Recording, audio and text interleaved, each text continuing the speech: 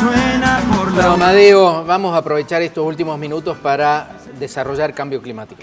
Vamos a hacer un pequeño repaso del ciclo del carbono. Vos me preguntarás, bueno, pero eso lo conocemos todos. Yo elegí un video estándar con las nociones que todo el mundo comparte. De paso refrescamos, porque vamos a discutir mucho en los días que vienen sobre la criminalización del anhídrido carbónico. Sí. Se va a discutir, hay una corriente muy fuerte que trata de convencernos de que el cambio climático no existe, de que no hay problema con las emisiones de anhídrido carbónico. Entonces yo preparé primero, solo para establecer algunos contrapuntos muy básicos, lo que la gente conoce del ciclo del carbono, y después vamos a mostrar un par de datos para ver qué es lo que está mal allí. Si nos dan el ciclo del carbono, en un par de minutitos repasamos lo que el sentido común sabe que ocurre con el carbono en la atmósfera terrestre. El carbono es el cuarto elemento más abundante en el universo y es fundamental para la vida, ya que cada célula de cada ser vivo en el planeta contiene carbono. Existen básicamente dos formas de carbono. En su forma inorgánica está presente en la materia no viva, dentro del manto de la Tierra, disuelto en el agua del mar, en las rocas, en la tierra y en el aire, y en su forma orgánica está presente en los organismos vivos. El carbono de la Tierra pasa constantemente de una de estas formas a otra en un proceso conocido como el ciclo del carbono, que es fundamental para la regulación del clima y para las necesidades básicas que sostienen la vida en el planeta. Este ciclo es un proceso biogeoquímico en el que el carbono se intercambia entre la atmósfera, la litosfera y la hidrosfera de la Tierra.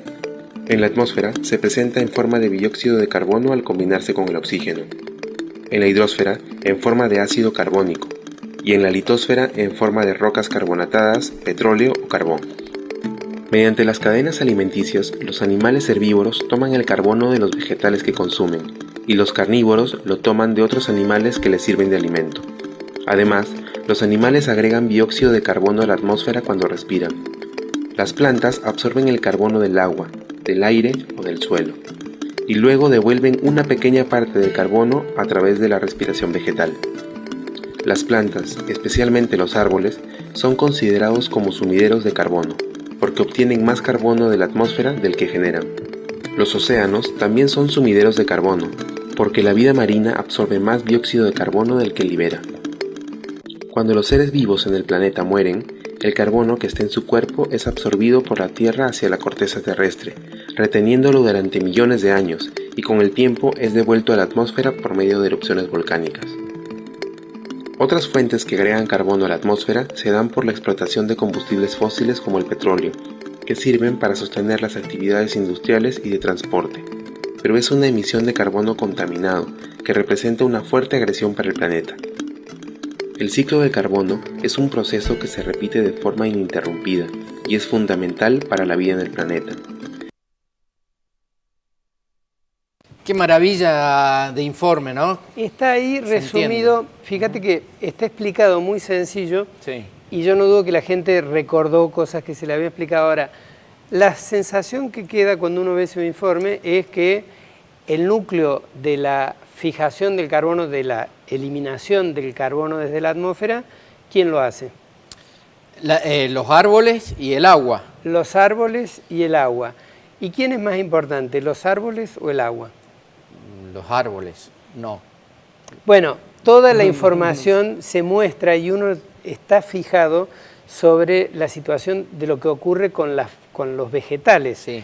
Y uno asocia los vegetales a los árboles, porque por supuesto los árboles y las grandes bosques hemos insistido históricamente con que son la fuente de fijación, pero preparé una placa fija, Mariano, para mostrar qué proporción del sistema, del ecosistema es responsable de cada cosa. Ajá. Vos fíjate, digamos, son muchos ceros, son sí. miles de millones, así que yo me voy a quedar con los 258 miles de millones de anhídrido carbónico que en la atmósfera se fijan anualmente. O sea, en todo el planeta, 258, insisto, miles de millones, son 258. Toneladas.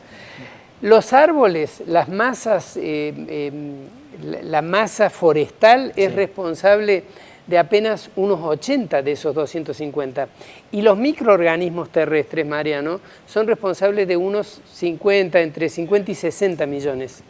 El grueso de la fijación de carbono de esos 258 mil millones de toneladas, 120, la mitad, ocurren en ambiente marino. Son los vegetales marítimos los que son capaces de fijarlo. Y entonces uno dice, allí el anhídrido carbónico se disuelve desde el aire al agua, está como carbonato ácido de sodio normalmente, digamos, y las plantas son responsables de fijarlo. Entonces, el anhídrido carbónico que se produce en la China termina elevando el nivel de anhídrido carbónico del océano de todo el planeta, o el de India o el de Estados Unidos.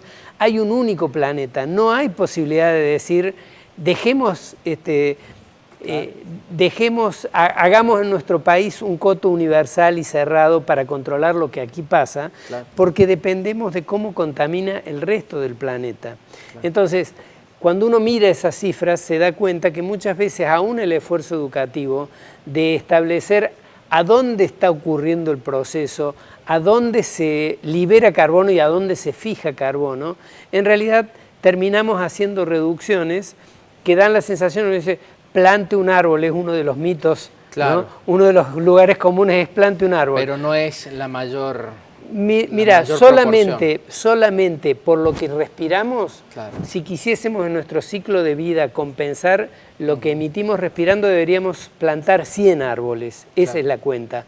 Pero con los árboles solos... no hacemos nada. Con 100 árboles daríamos cuenta de lo que respiramos. ¿Y los mares se pueden potenciar en su absorción de anhídrido carbónico? Y los mares se pueden, en realidad lo que no puede hacerse es aumentarse la biota marina.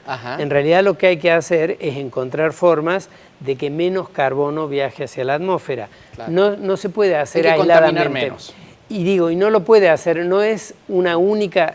Por supuesto que existe la responsabilidad individual, pero no se resuelve el problema porque una persona contamine menos. El planeta tiene que contaminar menos.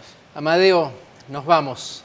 Ya la semana que viene tendremos presidente o presidenta en Estados Unidos y le decimos, como siempre, un mundo mejor es posible, empecemos a hacerlo ya, ¿no? Ya mismo. Chao, hasta la semana que viene. Arriba Argentina y Paraguay, Uruguay, el canto de Brasil. Mi guitarra suena por la unión universal y por los hombres que sembraron mi país. Gracias, Coquín.